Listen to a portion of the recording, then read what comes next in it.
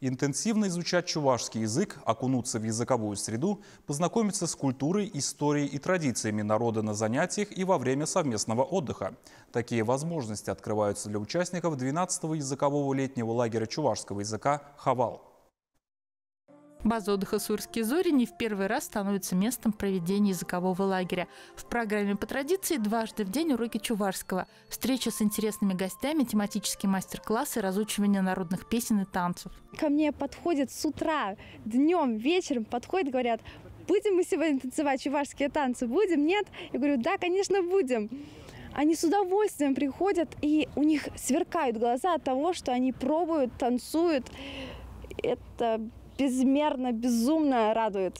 Познакомиться с интересными людьми, которые черпают в культуре родного народа силы и вдохновения, и отдохнуть с семьей на берегу Суры приезжают не только из Чувашии, но и из разных городов большой страны. В прошлом году у нас было поменьше людей, в этом году прям, можно сказать, раза в 2 больше людей, что действительно очень радует. Семьями тоже приезжают. Но самое главное, наверное, что здесь много молодежи, которые действительно прям горящими глазами, им интересно. Они говорят, что мы чуваши, мы хотим учить чувашский язык. И просто не только чуваши, и русские приезжают, и другие национальности приезжают. Это здорово. То есть чувашский язык становится не общим, то есть каким-то языком своего рода посредником, когда люди стараются через чувашский язык передать какие-то там идеи, мысли. Погружение в атмосферу, по мнению организаторов, очень важный момент. При этом такие формы, как семинары, круглые столы и дебаты, не остаются в стороне. Даже когда участники лагеря играют в футбол или в волейбол, они тоже учат язык. Утро начинается с чувашского языка. То есть ты делаешь зарядку, ты уже говоришь на чувашском. Ты ложишься спать, ты желаешь спокойной ночи на чувашском языке.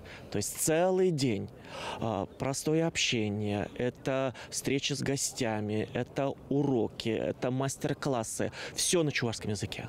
Поэтому у тебя есть все возможности, чтобы за такой короткий период времени освоить этот красивый и древний чувашский язык.